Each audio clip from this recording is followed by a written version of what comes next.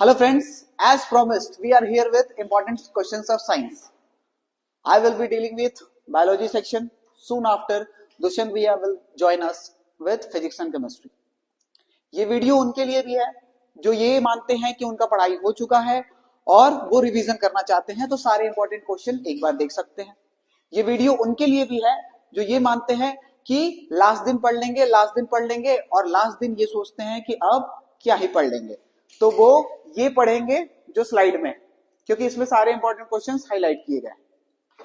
तो पहले बायोलॉजी। हाँ, रिजल्ट कैसा रहेगा? Class 12th commerce. हाँ, क्लास 12th कॉमर्स का एग्जामिनेशन खत्म हो चुका है, 14 तारीख को पेपर खत्म था, तो रिजल्ट कैसा रहेगा ये फंडामेंटल क्वेश्चन है। क्लास 12th रिजल्ट के लिए all I can say 2 roll number दे देते हैं आपको।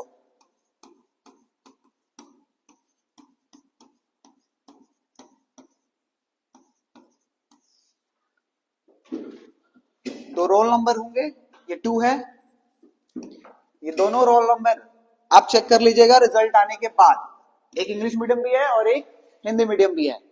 क्लास 12th जिस दिन रिजल्ट आएगा, ये दोनों रोल नंबर चेक कर लीजिएगा। ये दोनों रोल नंबर बगहा से लेके बीच में जितने आते हैं बेतिया तक टॉप के रैंक होल्डर्स में रहेंगे, तो ये होगा रिजल्ट इस बार क्लास 12th। ठीक है, now coming back to the topic biology. Important questions of biology. सामने बोर्ड पे जो ग्रीन कलर में आपको दिख रहे होंगे वो बहुत इंपॉर्टेंट एरियाज हैं जो 20 तारीख के पेपर में हाईलाइट होंगे।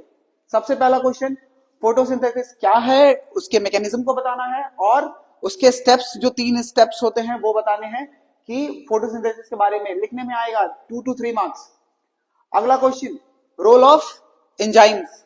एंजाइम्स मतलब ह्यूमन का जो डाइजेशन होता है उसमें अलग अलग एंजाइम्स जैसे pepsin, trypsin, saliva, HCl, bile juice, इनका रोल, इससे क्वेश्चन बनते हैं। एक और question, process of nutrition in amoeba. Amoeba कैसे न्यूट्रिशन करता है, जो सुडोपोडिक मूवमेंट करता है उसका डायग्राम। ये इंपॉर्टेंट क्वेश्चन है। Break down of glucose. Glucose कैसे ब्रेक डाउन होता है? 3 पाथवे होता है, एक प्रेजेंस में, एक एब्सेंस में और एक लैक ऑफ ऑक्सीजन में। तो ये तीनों कंडीशन में 3 अलग अलग चीज फॉर्म होते हैं। एमसीक्यू के लिए भी इंपॉर्टेंट है और लॉन्ग क्वेश्चन के लिए भी इंपॉर्टेंट है। अगला question, why aquatic animals breathe at a faster rate. ये सिंपल सा एनसीईआरटी का क्वेश्चन है। नेक्स्ट क्वेश्चन, एल्वियोली, उसका रोल क्या है एक्सचेंज ऑफ गैसेस में, मतलब एल्वियोली जो लंग्स में मौजूद होता है उसका स्ट्रक्चर कैसा होता है ताकि एक्सचेंज ऑफ गैसेस हो सके। अगला question, double circulation of heart. Heart के जो 4 चैम्बर होते हैं उनमें सर्कुलेशन कैसा होता है और उनके कुछ कंपोनेंट्स हैं जैसे aorta, pulmonary artery, pulmonary vein, उनका क्या रोल होता है। तो इनका रोल एमसीक्यू के लिए इंपॉर्टेंट है। डबल सर्कुलेशन होता कैसे है विथ फिगर, ये लॉन्ग क्वेश्चन के लिए इंपॉर्टेंट है। एक्सक्रीशन इन ह्यूमन बींग्स, ये आपको बताना है। Role of kidney, ureter, urinary bladder और यूरेथ्रा। तो एक्सक्रीशन टॉपिक ये इस साल के लिए तो इतना इंपॉर्टेंट नहीं है, पर आपको अगर पूछता भी है तो एमसीक्यू के फॉर्म में पूछेगा। नेक्स्ट, जो ग्रीन कलर में है उनको तो बिल्कुल पढ़ लेना, उनको बिल्कुल नहीं छोड़ना है इस बार, क्योंकि यही आने वाले हैं। फ्रेगमेंटेशन, रीजनरेशन और बडिंग, ये तीनों 3 मार्क्स के क्वेश्चन मिल सकते हैं। अगर ये लॉन्ग क्वेश्चन में नहीं आया तो ये तीनों एमसीक्यू के फॉर्मेट में मिलेंगे। अगला वेरी इंपॉर्टेंट क्वेश्चन, इसका तो आना ही आना है, वेजिटेटिव प्रोपगेशन, इसके एडवांटेज क्या है और जो इसका सबसे फेमस एग्जांपल है ब्रायोफाइलम। तो ब्रायोफाइलम कैसे ग्रो करता है? फ्लावर, इसके रिप्रोडक्टिव पार्ट, और रिप्रोडक्टिव पार्ट में आपको याद रखना है मेल फीमेल दोनों पार्ट को मेंशन करते हुए एक डायग्राम। फर्टिलाइजेशन मतलब मेल और फीमेल दोनों के फर्टिलाइजेशन होने के बाद क्या क्या चेंजेस होते हैं। पॉलिनेशन इसमें मैंने नहीं रखा है क्योंकि लास्ट ईयर ही पॉलिनेशन और सेल्फ पॉलिनेशन पे क्वेश्चन था, तो इसीलिए ग्रीन कलर में फर्टिलाइजेशन और पोस्ट फर्टिलाइजेशन चेंजेस या डायग्राम आ सकते हैं। अगला question, male reproductive organs and their role. Male reproductive system के जितने भी ऑर्गन होते हैं लाइक टेस्टिस, वास डेफरेंस और पेनिस एमसीक्यू के फॉर्मेट में भी आ सकते हैं, और नहीं तो 3 मार्क्स में इनके अलग अलग रोल भी आ सकते हैं। फीमेल रिप्रोडक्टिव ऑर्गन, ऑर्गन के नाम दे देंगे और बताएंगे कि रोल बताइए। प्लेसेंटा का रोल, ये अगेन इंपॉर्टेंट है, बार बार हर साल एक एक साल के अल्टरनेट पे ये क्वेश्चन देखने को मिलता है, रोल ऑफ प्लेसेंटा। कुछ डिजीजेस हैं जो सेक्सुअली ट्रांसमिट होते हैं, सिफिलिस, गोनोरिया, तो ये सब जो डिजीज हैं इनके कंट्रोल मेथड्स क्या होंगे, कॉन्ट्रासेप्टिव्स के मेथड क्या होंगे, कोऑर्डिनेशन कैसे प्लांट और एनिमल में होता है, प्लांट में कोऑर्डिनेशन का क्या मैकेनिज्म है, हार्मोन है, और एनिमल में hormone plus central nervous system, ये दोनों मौजूद हैं।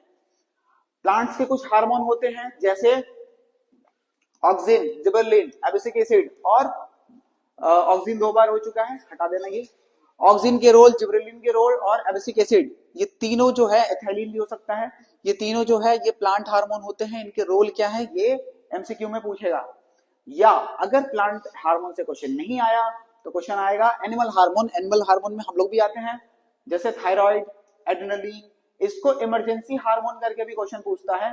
Pituitary hormone, testosterone, insulin, oestrogen, ये क्या है, ये तीनों, ये जितने भी हमने पढ़ा ये हार्मोन्स, इनके बारे में एमसीक्यू फॉर्मेट में भी क्वेश्चन आते हैं।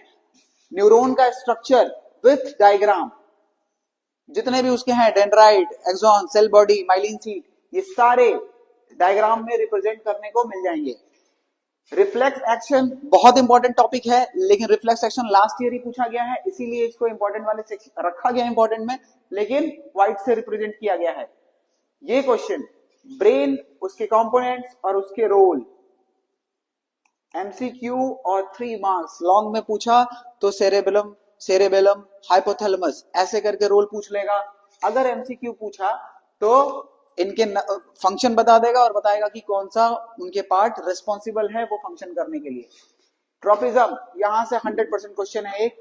ट्रोपिज्म जो होता है, फोटोट्रोपिज्म समझा दो, जियोट्रोपिज्म समझा दो, और जो फोटोट्रोपिज्म है उसमें ऑक्सिन का क्या रोल है। 2 फिगर है, एनसीईआरटी में भी 2 फिगर है, कौन कौन से, एक वो जो लाइट को सपोर्ट, लाइट की तरफ बेंड हो रहा है प्लांट, एक वो, और एक जो घड़ा गिरा हुआ है जिसमें रूट पॉजिटिव जियोट्रोपिज्म शो कर रहा है, एक वो। तो वो दोनों डायग्राम जो घड़े में है वो इंपॉर्टेंट है इस बार ट्रोपिज्म के केस में।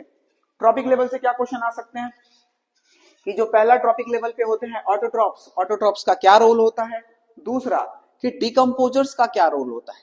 डिकम्पोजर्स का क्या रोल होता है कि 2-3 रोल होगा, एनवायरमेंट को क्लीन करेंगे और क्या करेंगे, सॉइल को बैलेंस करेंगे, जितने भी अनडिजायरेबल सब्सटेंस है उनको रिमूव करेंगे।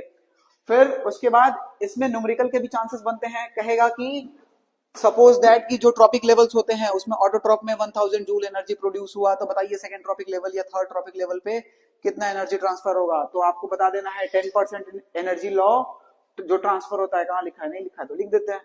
10% एनर्जी लॉ के लॉ से जो एनर्जी ट्रांसफर होता है उसके हिसाब से आपको न्यूमेरिकल बनाने को मिल सकते हैं। बायोमैग्निफिकेशन, बायोमैग्निफिकेशन क्या है, जो टॉक्सिसिटी का लेवल बढ़ते जाता है each successive level of trophic पे, तो उसको बायोमैग्निफिकेशन कहा जाता है। किसी भी ट्रॉपिक लेवल में सबसे टॉप पे हम लोग रहते हैं, मतलब इंसान, तो सबसे ज्यादा जहर किसके अंदर, हमारे अंदर। वो इसे भी बायोमैग्निफिकेशन ना भी होगा तो हमारे ही अंदर जहर है।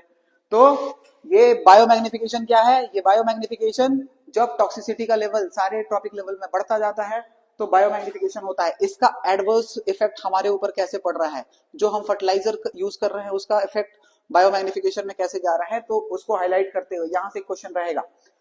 एमसीक्यू के फॉर्मेट में जैसे ओजोन का जो डिप्लीशन हो रहा है, तो कौन कौन से चीजें हैं जो रिस्पॉन्सिबल है ओजोन डिप्लीशन के लिए, सीएफसी है। फिर इसका इफेक्ट क्या हो रहा है, इसका इफेक्ट क्या है, ओजोन लेयर का डिप्लीशन। जो भी ओजोन का लेयर है एटमॉस्फेयर में, स्ट्रेटोस्फेयर के ऊपर, वो डिप्लीट हो रहा है। रेमेडी क्या है, सीएफसी यूज कम करेंगे, रेफ्रिजरेटर कम चलाएंगे। बायोडिग्रेडेबल और नॉन बायोडिग्रेडेबल, इन दोनों में डिफरेंस पूछता है। और कभी कभार क्या करता है कि कुछ आइटम्स दे देंगे और बोलेगा कि इनको सजाना है आपको कि कौन बायोडिग्रेडेबल है कौन नॉन बायोडिग्रेडेबल है। वीडियो फास्ट इसलिए जा रहा है क्योंकि सारे साइंस के क्वेश्चन करने हैं, सेकंड पार्ट भी इसी के साथ आएगा। अब मेंडेलियन का केस 100% एमसीक्यू तो इससे आता ही आता है, और इसके दो जो केस है मोनोहाइब्रिड और डाईहाइब्रिड, ये दोनों से क्वेश्चन बनते हैं और case study case based question बनेगा। तो नहीं पढ़े हैं तो पढ़ लीजिए। मोनोहाइब्रिड में 3:1 का रेशियो चलता है फेनोटाइप, और डाईहाइब्रिड में 9:3:3:1।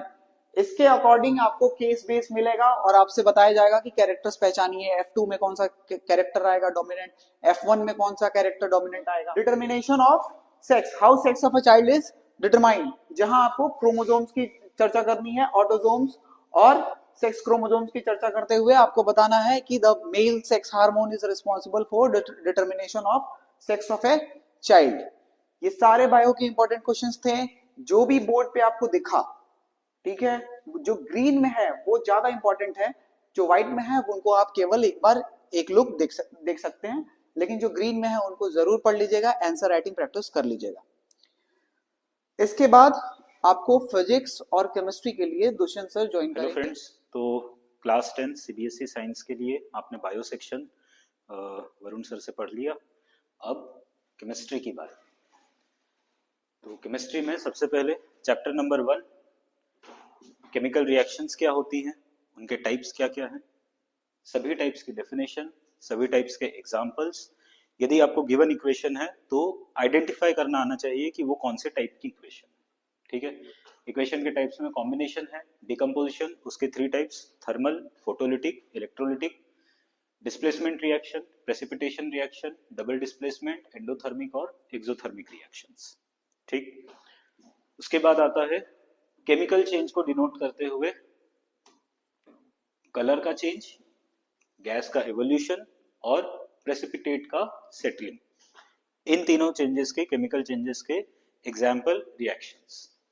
फिर रेडॉक्स रिएक्शंस, उसकी डेफिनेशन, किसी रेडॉक्स रिएक्शन को आइडेंटिफाई करना, उस रिएक्शन में रिड्यूसिंग एजेंट क्या है, ऑक्सीडाइजिंग एजेंट क्या है, और कौन सा सब्सटेंस है जो रिड्यूस हो रहा है या ऑक्सीडाइज हो रहा है, उसको आइडेंटिफाई करना, उनके नाम लिखना, कौन से आयन प्रेजेंट्स हैं वो लिखना। प्रिवेंशन ऑफ करोजन और रैंसिडिटी, करोजन क्या है, रैंसिडिटी क्या है, दोनों के लिए प्रिवेंटिव स्टेप्स क्या है। करोजन के प्रिवेंटिव स्टेप्स में इलेक्ट्रोप्लेटिंग, एनोडाइजिंग, पेंटिंग और एलॉइंग। एलॉइंग में मेटल नॉन मेटल चैप्टर में भी ये चीज आप देखते हैं, उसमें एलॉयज के एग्जाम्पल्स, स्पेशली ब्रास हो गया, ब्रोंज हो गया और सोल्डर मेटल। रैंसिडिटी के प्रिवेंटिव स्टेप्स में प्रिजर्वेटिव्स और नाइट्रोजन गैस और बैलेंसिंग ऑफ केमिकल इक्वेशन, ये तो सभी को प्रैक्टिस करना ही है। ठीक, इसके यहाँ पे आप देख रहे हैं कि कुछ पॉइंट्स हैं जो ग्रीन कलर में हाईलाइटेड है, तो ये आपके हाईलाइट क्वेश्चंस हैं और बाकी सारे पॉइंट्स इन जनरल आपको रिवाइज करके जाना है। Next, moving on to chapter number 2। इसमें सबसे पहले इंडिकेटर्स में litmus, phenolphthalein, methyl orange, universal indicator solution, olfactory indicators. इसी के साथ में आपका इंक्लूडेड है पीएच पेपर। ठीक, पीएच में पीएच किस रेंज के लिए क्या होता है, नेचर, कौन सी रेंज में स्ट्रॉन्ग एसिड है, कौन सी रेंज में वीक एसिड है, कहां पर न्यूट्रल होगा, वीक बेस कहां होगा, स्ट्रॉन्ग बेस कहां होगा। इसके साथ में पीएच में H+ आयन का कॉन्सेंट्रेशन कितने पीएच पर क्या होगा। For example, if you are given 3 to 5 solutions, इनका पीएच गिवन है, आपसे कहा जाएगा कि इंक्रीजिंग ऑर्डर में H+ आयन कॉन्सेंट्रेशन या OH- आयन कॉन्सेंट्रेशन लिखिए। Method of preparation, salt section में मेथड ऑफ प्रिपरेशन और uses, baking soda, washing soda, bleaching powder, gypsum, POP, इन सब का देखना होगा। इसमें हमारे पॉइंट ऑफ व्यू से बेकिंग सोडा और जिप्सम, पीओपी, ये की पॉइंट्स। सभी के आपको ये कॉमन नेम्स हैं, इनके केमिकल नेम्स और केमिकल फॉर्मूले भी आपको याद होने चाहिए। वाटर ऑफ क्रिस्टलाइजेशन होता क्या है, उसकी डेफिनेशन, एग्जाम्पल्स में कुछ तो आपको यहीं दिख जाएंगे, जैसे gypsum, calcium sulphate, dihydrate, POP, calcium sulphate, hemihydrate, washing soda, decahydrate, sodium carbonate. फिर chlor alkali process, brine solution का इलेक्ट्रोलिसिस, प्रोडक्ट कौन से बनते हैं, कहां पर बनते हैं, 3 प्रोडक्ट्स बनते हैं। क्लोर अल्कली प्रोसेस नाम क्यों दिया जाता है, NaOH is formed in the solution, जिसको अल्कली कहते हैं, क्लोरीन मिलती है और हाइड्रोजन मिलती है। कौन से इलेक्ट्रोड पर मिलती है? ठीक। फिर अलग अलग ऑर्गेनिक एसिड्स के सोर्सेस क्या क्या है? एंट स्टिंग होता है, बी स्टिंग होता है, वो कौन सा एसिड रोल प्ले करता है?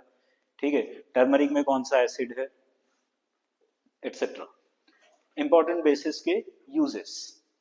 और लास्ट इसमें आएगा आपका हाइड्रोजन और कार्बन डाइऑक्साइड गैसेस की कंफर्मेटरी टेस्ट। इस सेक्शन में ये आपके हाईलाइट क्वेश्चन से you can note them down. Moving on to third chapter, metals and non metals. Metal non metal की फिजिकल प्रॉपर्टीज, की फिजिकल प्रॉपर्टीज जो आपको पढ़नी है उसमें ductility, malleability, boiling point, heat और इलेक्ट्रिसिटी का कंडक्शन। कुछ एक्सेप्शंस हैं, वो एक्सेप्शंस का भी एक बार गो थ्रू देम। मेटल की ऑक्सीजन गैस के साथ रिएक्शन क्या देगी, मेटल की वाटर के साथ रिएक्शन मेटल ऑक्साइड देगी। Oxide will further react with water और हाइड्रोक्साइड बनाएगा। मेटल की एसिड के साथ रिएक्शन, इसमें HNO3 के साथ में एक्सेप्शन मिलता है। उसका रीजन क्या है? Because HNO3 is a strong oxidising agent, इसलिए हाइड्रोजन गैस इवॉल्व होने के बजाय मेटल नाइट्रेट सॉल्ट बनता है और नाइट्रोजन के ऑक्साइड्स बनते हैं। यहाँ पे NO नाइट्रोजन के ऑक्साइड्स को रिप्रेजेंट कर रहा है। With different metals different oxides मिल सकते हैं। एक्सट्रैक्शन ऑफ मेटल में ओर्स क्या है, गैंग्यू क्या है, रोस्टिंग, कैल्सिनेशन क्या है, इलेक्ट्रोलिटिक रिफाइनिंग कॉपर की डायग्राम के साथ, ये आपके लिए इंपॉर्टेंट रहेगा डायग्राम प्रैक्टिस करना। फिर thermite reaction, thermite reaction most of the times iron की पूछी जाती है, मैंगनीज की भी रिएक्शन है, वो भी एक बार देख लेना। Diagram of ionic compound formation, जो पिक्टोरियल रिप्रेजेंटेशन होता है इलेक्ट्रॉनिक कॉन्फ़िगरेशन का। इसमें हाईलाइट आप देख सकते हैं, protective layer of oxide prevents further corrosion. Calcium और मैग्नीशियम जब वाटर से रिएक्ट करते हैं तो हाइड्रोजन के बबल्स उस पर स्टिक करते हैं, which makes the metal float. ये आपके की थ्योरी क्वेश्चंस हो सकते हैं। Moving on to the last chapter of chemistry, carbon and its compounds. इसमें स्टार्ट होगा आपका एलोट्रोप्स से। एलोट्रोप्स क्या होते हैं, कार्बन के कितने एलोट्रोप्स हैं, ग्रेफाइट, डायमंड, उनकी फिजिकल प्रॉपर्टीज और फिजिकल प्रॉपर्टीज के रीजन क्या है। कैटेनेशन और tetravalency which play a major role in forming numerous organic compounds. Functional group क्या होते हैं, उनका स्ट्रक्चर। होमोलॉगस सीरीज क्या होती है, होमोलॉगस सीरीज में एटम का डिफरेंस होता है CH2, मॉलिक्यूलर मास के टर्म्स में डिफरेंस हो जाता है 14U का। इनकी डेफिनेशंस और एग्जांपल्स। IUPAC नेमिंग तो मेन स्टे है टॉपिक का, ये तो सबको आना ही चाहिए। आइसोमेरिज्म क्या होता है, उसके examples. In most of the cases आपसे ब्यूटेन के आइसोमर्स के एग्जांपल्स पूछे जाते हैं। इसमें एक चीज और आप देख सकते हो, C6H6 बेंजीन और कुछ साइक्लिक कंपाउंड्स के स्ट्रक्चर। NCERT टेक्स्ट बुक में बेंजीन और साइक्लोहेक्सेन दिया हुआ है।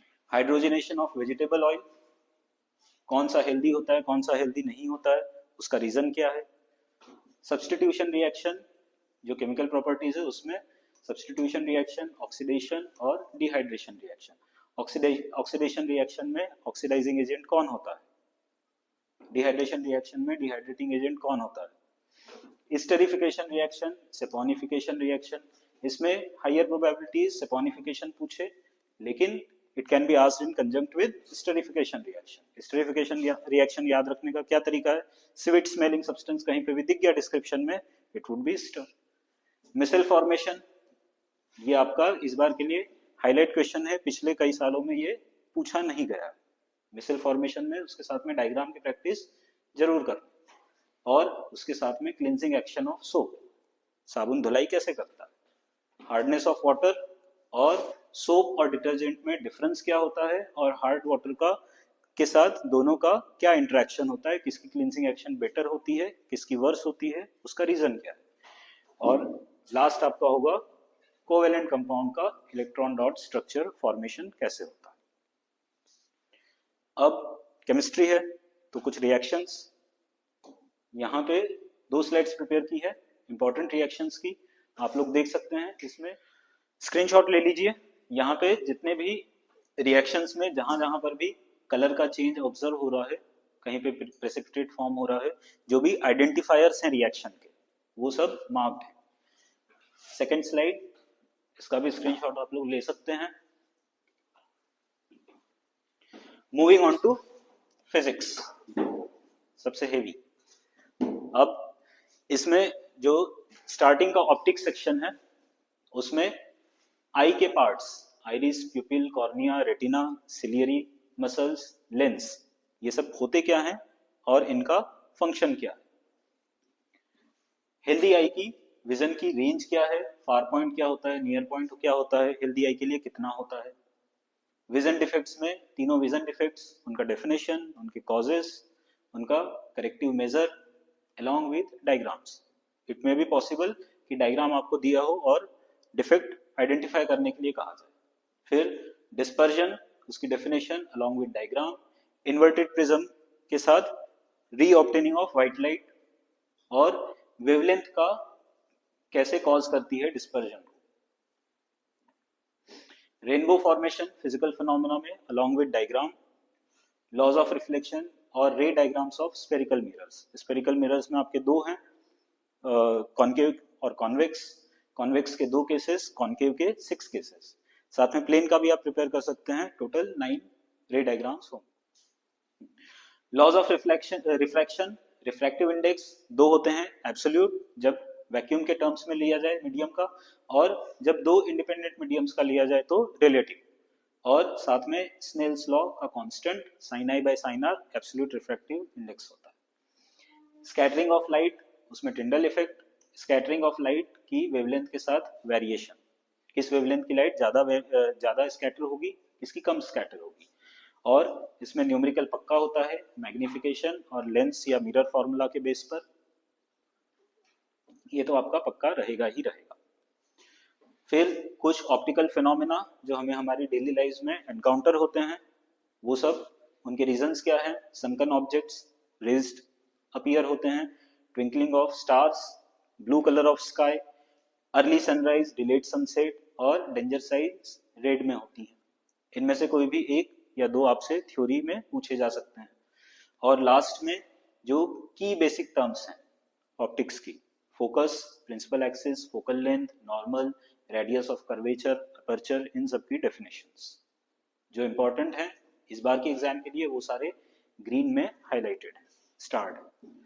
Now moving on to electricity and magnetism, last 2 chapters. Current का डेफिनेशन, 1 एम्पियर का definition, rate of flow of charge I is equals to Q by T। इसके basis पे MCQ में या 2 मार्क्स में आपको एक बेसिक न्यूमेरिकल भी हो सकता है। ओम्स लॉ, उसका statement, verification along with circuit diagram. Circuit diagram का अच्छे से प्रैक्टिस कर लेना, सब कोई स्टेप्स देख लेना। IV graph, VI graph, IV graph और VI ग्राफ की स्लोप रेजिस्टेंस दे रही है या इनवर्स ऑफ रेजिस्टेंस दे रही है। इसमें आपसे पूछा जा सकता है कि रेजिस्टेंस किसका हाई होगा, किसका लो होगा, और रेजिस्टिविटी किसकी हाई होगी, किसकी लो होगी। रेजिस्टेंस का डेफिनेशन, उस पर कौन से फैक्टर्स अफेक्ट करते हैं। डायमेंशनल फैक्टर्स जो दोनों है हमारे, क्रॉस सेक्शनल एरिया और लेंथ, उसके वेरिएशन के साथ रेजिस्टेंस कैसे वेरी करता है। इस पर MCQ भी बन सकता है, 2 मार्क 3 मार्क भी बन सकता है। रेजिस्टिविटी की डेफिनेशन मैं ऑलरेडी बोल चुका हूं कि जितनी भी यूनिट्स हैं उनकी डेफिनेशंस एक बार सब में देख लेना। ऑप्टिक्स में भी include the definition of dioptre. फिर सीरीज और पैरेलल कॉम्बिनेशन ऑफ रेजिस्टेंसेस से आपका न्यूमेरिकल मेन स्टे है एग्जाम का, लेकिन इस बार देयर आर हायर चांसेस कि किसी डोमेस्टिक सर्किट के एग्जाम्पल से ये न्यूमेरिकल पूछा जाए। फिर जो वोल्ट मीटर, एमीटर, गैल्वेनोमीटर हैं, उसका डायग्राम दिया जा सकता है, उसका लीस्ट काउंट पूछा जा सकता है, रीडिंग पूछी जा सकती है, ये न्यूमेरिकल में ही इंक्लूड करके पूछा जा सकता है। इलेक्ट्रिक पावर, उसका डेफिनेशन एंड फॉर्मूला, 3 फॉर्मूले हैं, तीनों देख लेना। एमीटर, वोल्ट मीटर, गैल्वेनोमीटर, उनको कैसे कनेक्शन, उसको सर्किट में कैसे कनेक्ट करना चाहिए, उनका आइडियल रेजिस्टेंस क्या होना चाहिए, क्यों होना चाहिए। मैग्नेटिक फील्ड लाइंस, उनकी प्रॉपर्टीज, जो की प्रॉपर्टी है कि 2 magnetic field lines never cross each other, एक दूसरे का पाथ क्रॉस नहीं करती है, उसका रीजन क्या है। फिर फील्ड लाइंस आपसे ड्रॉ करने को कही जा सकती है, या तो सोलेनॉइड की, या फिर स्ट्रेट करंट कैरिंग कंडक्टर की, या फिर सर्कुलर लूप की, करंट कैरिंग सर्कुलर लूप की। सोलेनॉइड क्या होता है, इलेक्ट्रोमैग्नेट क्या होता है, सोलेनॉइड के अंदर फील्ड कैसी होगी, उस फील्ड की लाइंस कैसी होंगी, सोलेनॉइड के बाहर फील्ड कैसी होगी, कहां पर स्ट्रांग होगी, कहां पर वीक होगी। और दूसरा सोलेनॉइड में सॉफ्ट आयरन कोर डालने पर क्या रोल प्ले करता है? फील्ड का वेरिएशन, फोर्स का variation, magnetic field magnetic force का वेरिएशन, जो फैक्टर्स उसको अफेक्ट करते हैं उसके साथ करंट इंक्रीज करेंगे डिक्रीज करेंगे तो क्या होगा, डिस्टेंस इंक्रीज करेंगे डिक्रीज करेंगे तो क्या होगा, और सोलेनॉइड के केस में नंबर ऑफ लूप्स का इंक्रीजिंग या डिक्रीजिंग करने पर क्या होगा। और लास्ट आपका थ्योरी पार्ट में डोमेस्टिक सर्किट में इलेक्ट्रिक फ्यूज का क्या रोल है, क्या प्रिवेंट करता है, और अर्थिंग क्या होती है। तो ये सारा आपका फिजिक्स का पॉइंट्स आपको सारे रिवाइज करने हैं, और जो इस बार की एग्जाम के पॉइंट ऑफ व्यू से हाईलाइटेड हैं वो आपके ग्रीन स्टार में हैं। तो best of luck guys for the exam, let's meet for the next subject. So friends, all the best for your examination. आप बढ़िया से पेपर दे। जो लोग बाहर हैं, मोतिहारी में है, बेतिया में है, जो सेंटर पे गए हुए हैं अपना एग्जामिनेशन देने के लिए, उनके लिए ये वीडियो अपलोड हुआ था। All the very best. आप पेपर बढ़िया से दे। मिलते हैं आपसे।